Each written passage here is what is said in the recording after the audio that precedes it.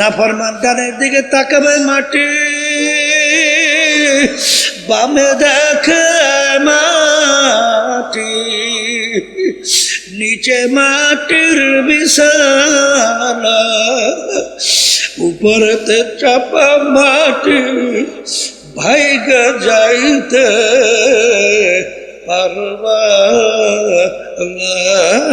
এখন নাফরমান দিক বিদিক হারাইয়া আমার আল্লাহকে অসহায় ভাবে ডাকবে, এ আমার আল্লাহ আল্লাহ আল্লাহ। আমার মালিক উত্তর দিবে, ওরে নেমুখারাম দুনিয়ার মধ্যে তোকে আমি পাঠাইছিলাম, স্বাধীনতা দান করছিলাম কেন? লিয়াবলুয়াকুম আইয়ুকুম আহসানু আমালা, পরীক্ষার ফলে পরীক্ষা নেওয়ার জন্যে। ইন্নাল্লাযীনা আমানু ওয়া আমিলুস সালিহাত কানাত লাহুম জান্নাতুল ফিরদাউসি নুজুলা। এই বেহেশতে যাইতে চান না? আসতে বলে না, চান না? বেহেশতে চাইতে হলে কয়টা কাজ করা লাগবে? বলেন দুইটা। বলেন কয়টা কাজ? আবার মুখ খুলে সবাই বলেন দুইটা। কয়টা? প্রথম কাজ হলো ঈমান আনা লাগবে। বলেন কি আনা লাগবে? দ্বিতীয় হলো আমলে সালেহ করা লাগবে, নেকামল। কয়টা কাজ? বলেন ঈমান, নেকামল। কথা ঠিক কিনা? এখন অনেকে তো মনে মনে বলে মাশাআল্লাহ হুজুর আমরা তো সবাই ঈমানদারি, আলহামদুলিল্লাহ বলেন, ঠিক না? কিন্তু ঈমানের পরিচয়টা কিন্তু জানা লাগবে। ঈমান একটা আরবি শব্দ, বাংলা অর্থ হলো বিশ্বাস। এই বিশ্বাস আবার তিন জিনিসের সমন্বয়। কয় জিনিস? বলেন। একটা বাদ দিলে কিন্তু ঈমান থাকবে না। এক নম্বর মুখস্থ করেন, মুখে স্বীকার করা। কি স্বীকার? বলেন আল্লাহ একজন, সমস্ত ক্ষমতার মালিক আল্লাহ, খায়রিহি ওয়া শাররিহি মিনাল্লাহি তাআলা ওয়াল বা'সি বা'দাল মাউত। কথা ঠিক না? ঠিক। তাহলে ক্ষমতার মালিক, রিজিক দেওয়ার মালিক, আইন দেওয়ার মালিক, মারুন্না মালিক, বাসাইনা মালিক, এ ওষুধ দেওয়ার মালিক, সুস্থ করার মালিক। কথা ঠিক মতো বুঝে কইছেন না না বুঝে কইছেন? সরমনাইতে আমার মনে আছে, অন্য দল করে সে এসে আমাকে বলতেছে হুজুর আমরা তো সব বিষয় আল্লাহ যে নীতি আদর্শ রাখছে সেইটা মাইনেই তো চলি, কিন্তু রাষ্ট্র পরিচালনার ব্যাপারে হুজুর আমরা একটু ওই দলের নীতি আদর্শ মাইনে চলি, হুজুর এতে কোনো অসুবিধা আছে? আমার প্রশ্ন করছে। আমি কইলে শোনো, তাহলে আমার আল্লাহ সব বিষয়ের উপরে সে পারে, কিন্তু রাষ্ট্র পরিচালনার ব্যাপারে আমার মালিক আমার আল্লাহ অপারক। জোরে বলেন না হুজুবিল্লাহ। আল্লাহ আমার সব জায়গায় পারে, এই জায়গায় পারে না। ওর কথা অনুযায়ী এইটা বুঝায় না? এই জোরে বলে তাই আমার মালিক কি রাষ্ট্র পরিচালনার ব্যাপারে অপারক? বলেন না। কথা ঠিক না ঠিক? বরং আমার মালিক বলতেছেন ওয়ামান লাম ইয়াহকুম বিমা আনজালাল্লাহ ফাউলাইকা হুমুল কাফিরুন ফাউলাইকা হুমুজ জালিমুন ফাউলাইকা হুমুল ফাসিকুন। যারা আমার নীতি আদর্শ অনুযায়ী রাষ্ট্র পরিচালনা করবে না, আমার আল্লাহ বলতেছেন ওটা কাফের, ওটা জালেম, ওটা ফাসিক। তাহলে রাষ্ট্র পরিচালনার ব্যাপারে আমার আল্লাহর কোন নীতি আদর্শ আছে? আর একটু আসতে বলে আছে না? এক শ্রেণী বর্তমানে কিন্তু অনেক আলেম, অনেক পীর, অনেক মুফতি মুহাদ্দিসও বের হয়েছে, তারা কিন্তু বলতে চায় যে আমরা রাজনীতি করি না। একটু নাউজুবিল্লাহ আউজুবিল্লাহ বলি না? আমি আমার বাজানদেরকে বলি বাজান, আচ্ছা এই যে মানব রচিত কুফরি তন্ত্র মন্ত্র, এই যে বিএনপি, আওয়ামী লীগ, জাতীয় পার্টি যেই নীতি আদর্শ বাস্তবায়ন করা চায়, সেই নীতি আদর্শের নাম হলো প্রচলিত গণতন্ত্র। কয় না গণতন্ত্র গণতন্ত্র গণতন্ত্র, শোনেন না? কথা বলে না। এই গণতন্ত্র ধার করে নিয়ে আসছে, ধার উদ্ধার করে। তাকে এই গণতন্ত্রের প্রবক্তা হলো প্রাক্তন প্রেসিডেন্ট আমেরিকার আব্রাহাম লিঙ্কন। তিনি এই প্রচলিত গণতন্ত্রের থিওরি দিছিল, government of the people, by the people, for the people. নাউজুবিল্লাহ কোন। তিনি বুঝাইতে চায় সমস্ত ক্ষমতার মালিক জনগণ। সবাই চিৎকার মারে বলে নাউজুবিল্লাহ। এখন আমার বাজানদেরকে বলি, একটু আগে কি বলছিলাম? আইন দেওয়ার মালিক আল্লাহ, ক্ষমতার মালিক আল্লাহ। এখন তো বলতেছে ক্ষমতার মালিক জনগণ। এখন তুমি নিজের কাছে প্রশ্ন করো, এখন তোমার ইমানের অবস্থা কি? আমার মতো রাগ করিও না, বোঝা লাগবে। এই আল্লাহর নীতি আদর্শের বাহিরে কোন মানব রচিত নীতি আদর্শ, অজেতানিবু তাগুত, আমার মালিক বলে তাগুত থেকে তোমরা বাঁচো, পরহেজ করো। তাগুত কাকে বলে? এই মানব রচিত কুফরি তন্ত্র মন্ত্র তাগুদের ভিতরে একটা বড় তাগুত। কথা ঠিক কিনা? আমি আমার ভাইদেরকে বলবো, এই যারা বলে রাজনীতি করি না, হাই তাগুত এবং প্রচলিত কুফরি তন্ত্র মন্ত্রের রাজনীতি করি না, এটা যদি বলে কথা ঠিক আছে, কিন্তু হামভাবে যদি বলে আমি রাজনীতি করি না, এলে কিন্তু বিপদ আছে। আসতে বলে তা কেমনে? আচ্ছা, আল্লাহ রসুল সাল্লাল্লাহু আলাইহি ওয়াসাল্লাম কি রাষ্ট্রপ্রধান ছিলেন? তিনি রাজনীতি করছে, রাষ্ট্র চালাইছে।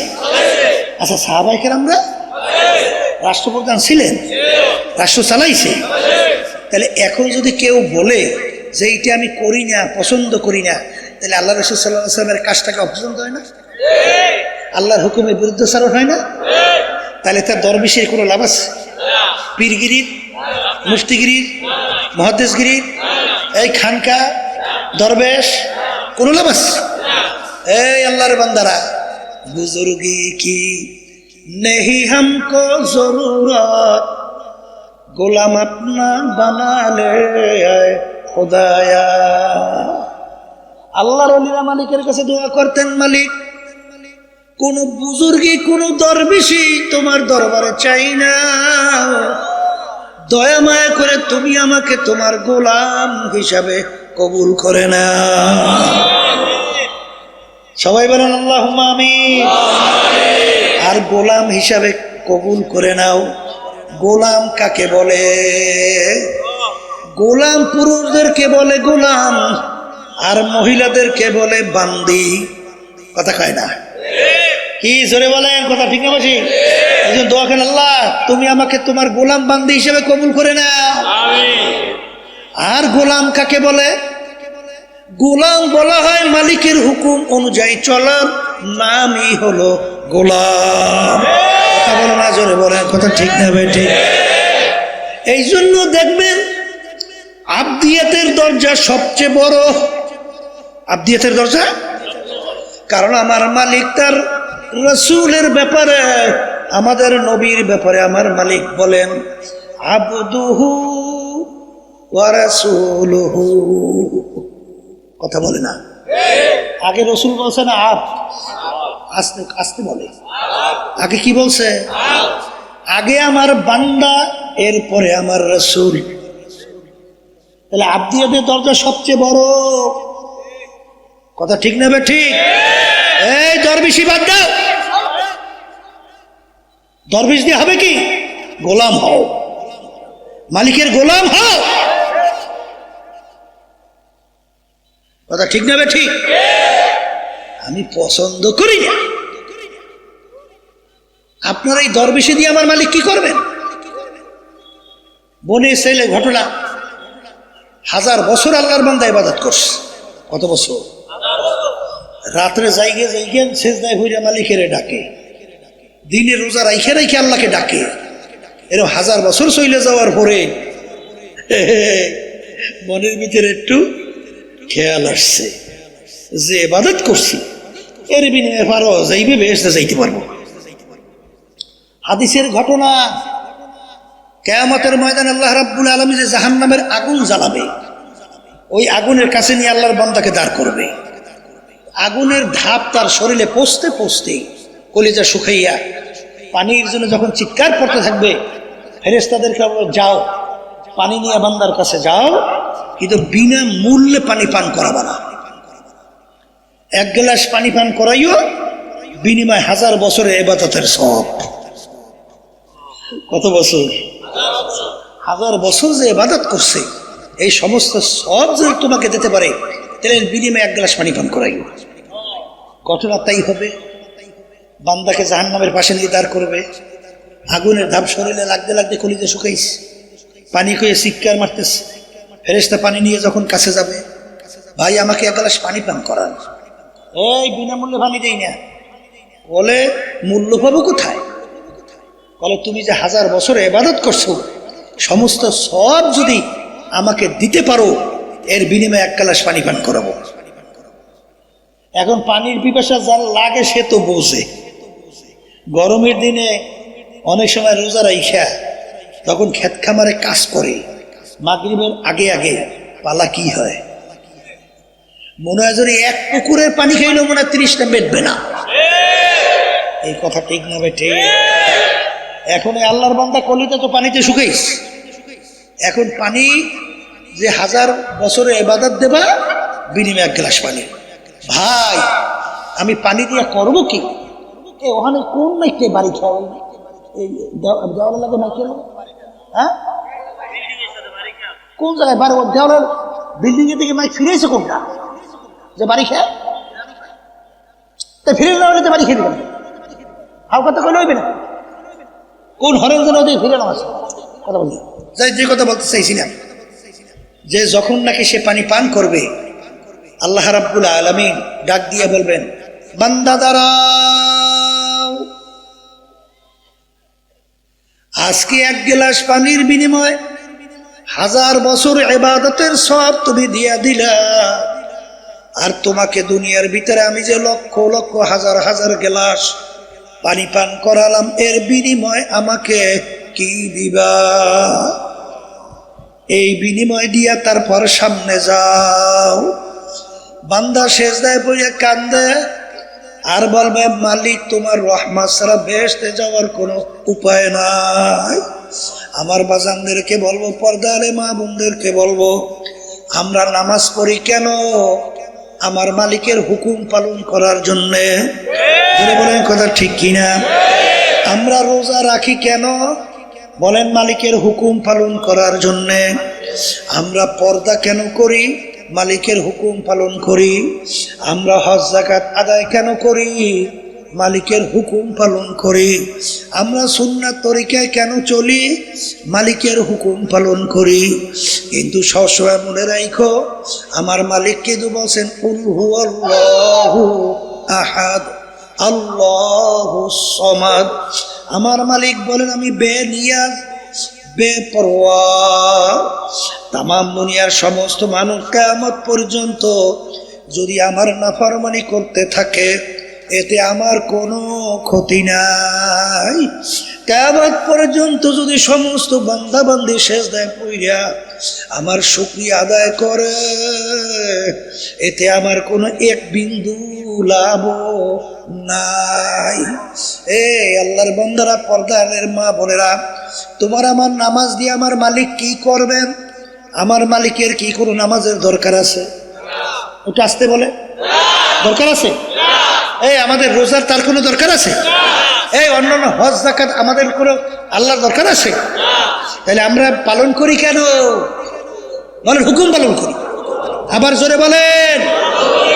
এখন আমার বাজানদেরকে বলবো, পর্দালে মা বোনরা যারা শুনছেন, নামাজ পড়ি, মালিকের হুকুম পালন করি। মালিক বলেন, আকিমুস সালাহ, তোমরা নামাজ প্রতিষ্ঠা করো। এর জন্যই তো আমরা নামাজ পড়ি। কথা বলে না? কুতিবা আলাইকুমুস সিয়াম কামা কুতিবা আলাল্লাযীনা মিন ক্বাবলিকুম লাআল্লাকুম তাত্তাকুন। মালিক রোজা ফরজ করছেন, এর জন্যই তো আমরা রমজান মাসে রোজা রাখি। কথা বলে না? যেই মালিক নামাজের হুকুম দিলেন সেই মালিক তো কোরআনুল কারীমের মধ্যে আমার মালিক বলেন আকিমুদ্দিন। আকিমুস সালাহ হুকুম আর আকিমুদ্দিনের হুকুমের ভিতরে পার্থক্য কি? আসতে বলে আকিমুস সালাহ আমরের সিগে যদি হয়, আকিমুদ্দিন কোন সিগে?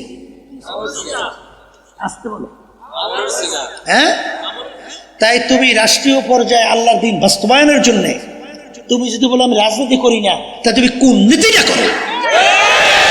জোরে বলার কথা ঠিক না? বা ঠিক দরবেশ হয়েছে হ্যাঁ?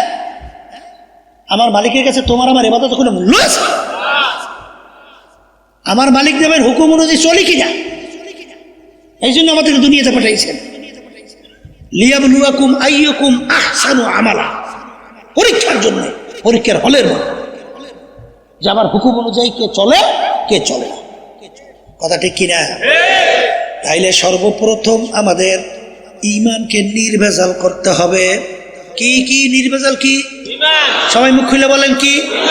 আবার মুখ খুলে বলেন।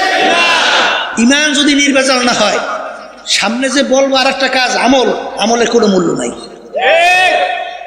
এই জন্য ঈমানকে সর্বপ্রথম নির্ভেজাল করতে হবে। আল্লাহ রাসূল সাল্লাল্লাহু আলাইহি ওয়াসাল্লাম বলেন আখলিস দীনাকা ইয়াকফিকা আমালুল কলিল। হাদিস শুনেন না? আসতে বলে কি বলছেন আল্লাহ রাসূল সাল্লাল্লাহু আলাইহি ওয়াসাল্লাম? কি বলেন?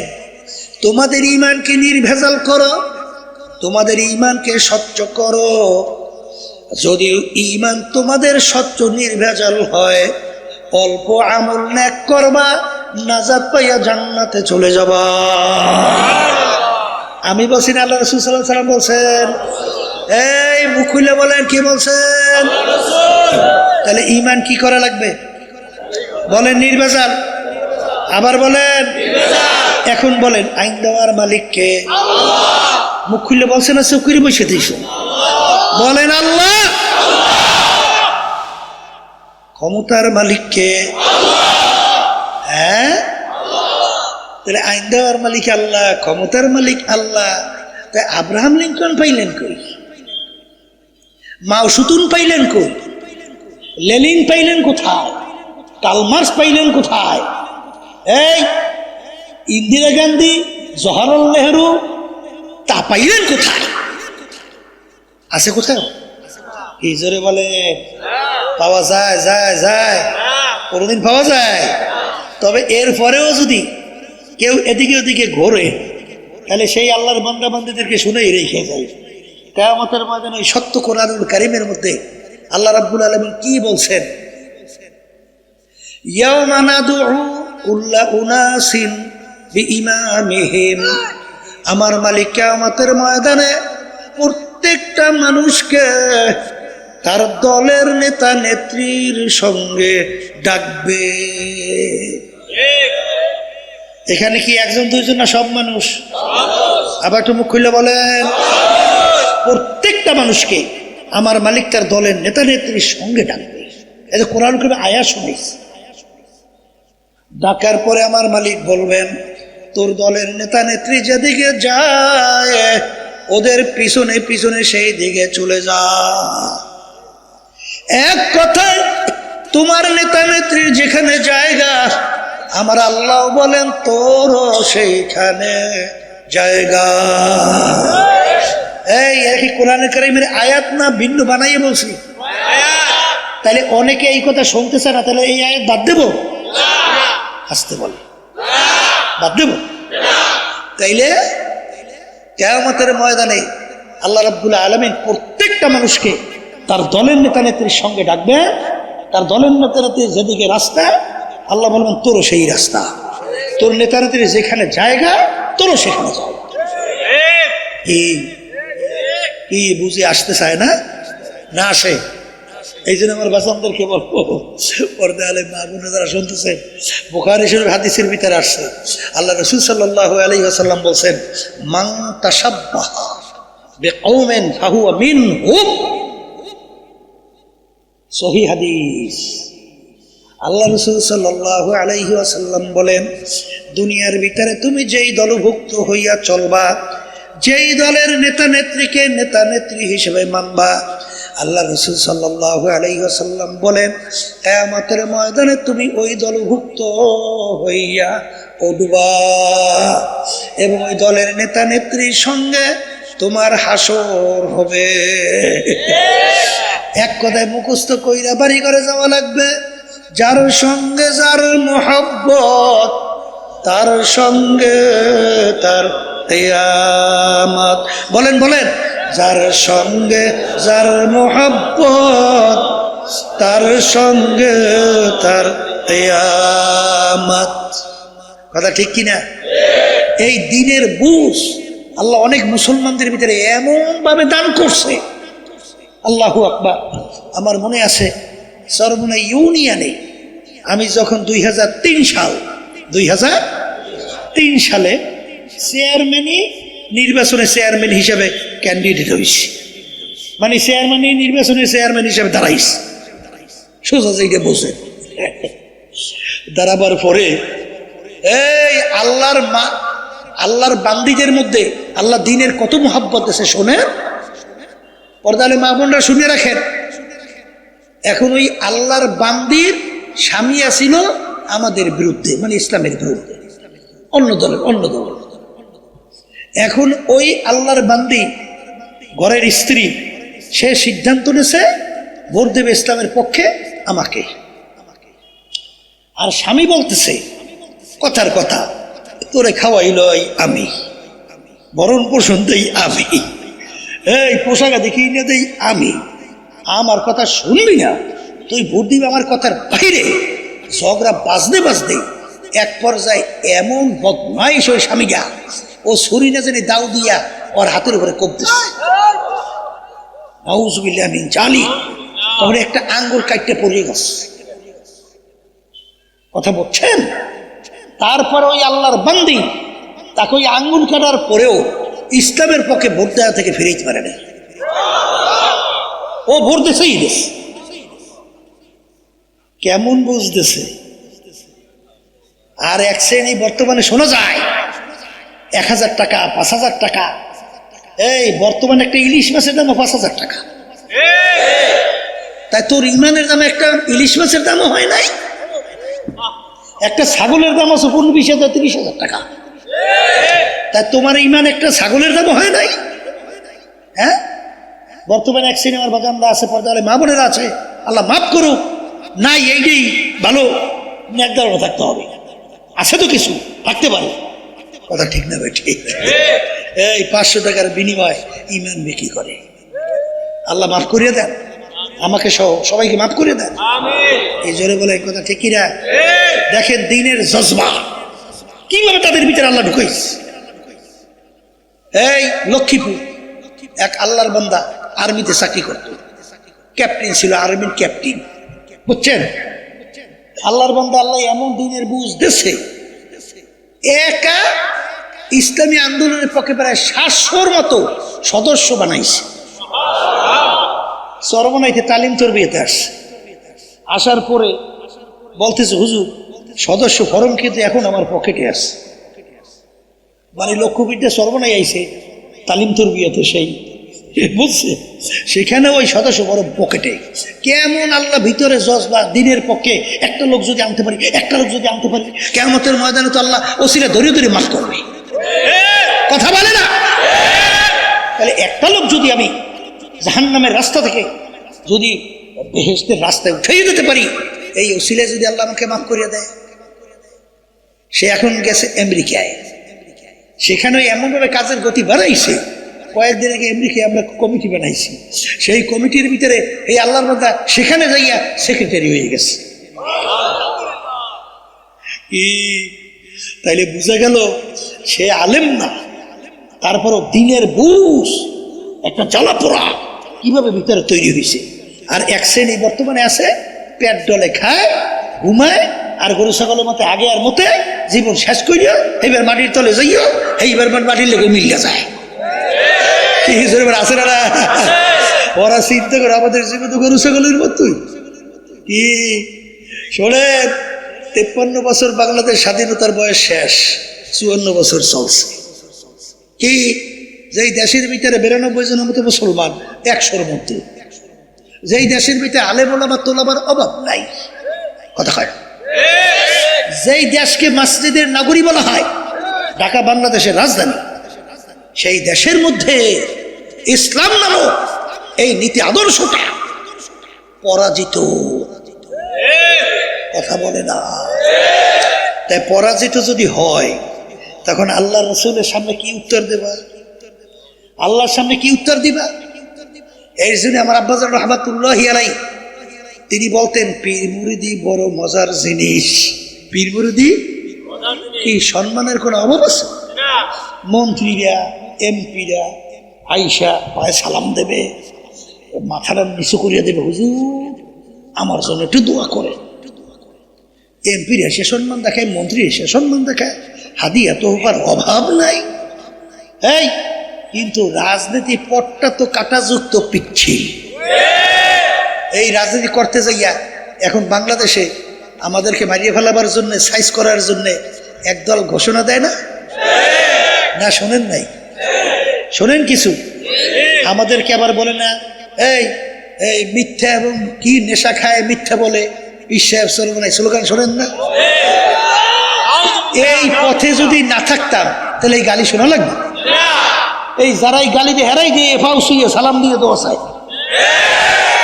এই পথে নামার পরেই তো গালাগালি শুরু হয়েছে। এরপরে আবার জেলে দেওয়ার ভয়ও তো দেখায়, জানের হুমকিও তো দেয়। আব্বাজান রহমাতুল্লাহি আলাইহি চরম নারফি, এটা কি খুব সাংঘাতিক পরিস্থিতি আল্লাহ ঘটাই দিয়েছে না? সেখানে আব্বাজান রহমাতুল্লাহি আলাইহি বগুড়ায়, সেখানে হয়েছে আপনার কোন থানাতে মিরপুর, সেখানে আব্বাজান রহমাতুল্লাহি আলাইহি তার গাড়ির উপর আক্রমণ কইরা গাড়ির কাজ পর্যন্ত ভেঙে ফেলাইছে। আব্বাজান রহমাতুল্লাহি আলাইহির বিরুদ্ধে 18টা পর্যন্ত কেস হয়েছিল এই বাংলাদেশে। আমি আপনাদের সামনে কথা বলতেছি, আমিও কিন্তু প্রায় 8টার মতো কেস আমার বিরুদ্ধে দিছিল। আমি কিন্তু জেলের ভাত, জেলের ওই মোটা ডাই রুটি আর ডাই ও কিন্তু আমিও খাইয়ে আসছি, অর্থাৎ জেলে কিন্তু গেছিলাম। কি জন্য জেলে গেছিলাম হ্যাঁ জানবেন না? ওই সময় বিএনপির এক নেতা আমাদের বিরুদ্ধে কেস দিয়েছিল। আমি নাকি এবং আমার ছোট ভাই মুফতি ফজল করিম, আমাদের মেজো ভাই মাদানী মোসাদ্দিক বিল্লাল মাদানী, আমার সৈয়দ মোহাম্মদ ইসহাক মোহাম্মদ আবুল খায়ের, আমার 4-5 ভাইয়ের বিরুদ্ধে এবার আরো অনেকের মিলেইয়া কেস দিয়েছে। বিএনপির এক নেতার পকেট থেকে আমি নাকি 5,000 টাকা ছিনতাই করে নিয়েছি।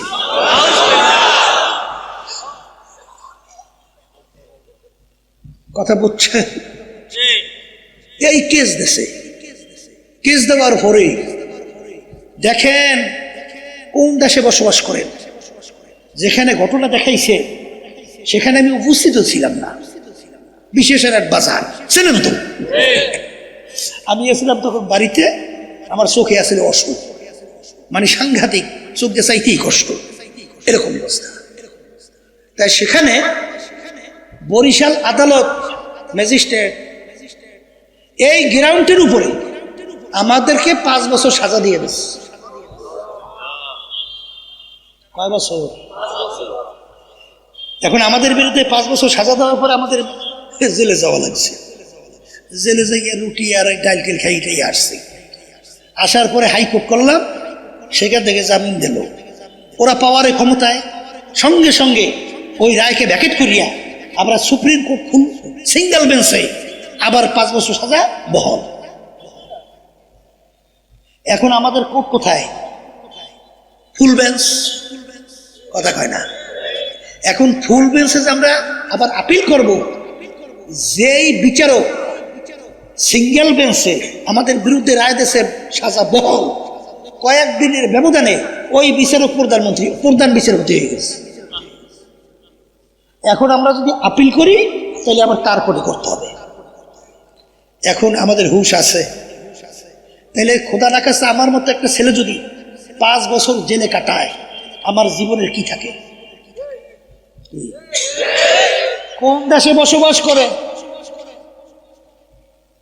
তাহলে এই রাজনীতি পিচ্ছিল, এই কাটাযুক্ত পথে যদি না নামতাম তাহলে এই ঘটনা ঘটতো কথা বলে না। এই জন্য আমার বাজানদেরকে বলবো যে অনেকে তো মনে করেন যে মনে হয় সব মনে হয় বিশ্বে বেড়া ক্ষমতার লোভের জন্য, এমপি মন্ত্রী হওয়ার জন্য, সম্পদের জন্য রাজনীতি করে। ওরে পাগল না, আমরা রাজনীতি করি আল্লাহর হুকুম পালন করার জন্যে।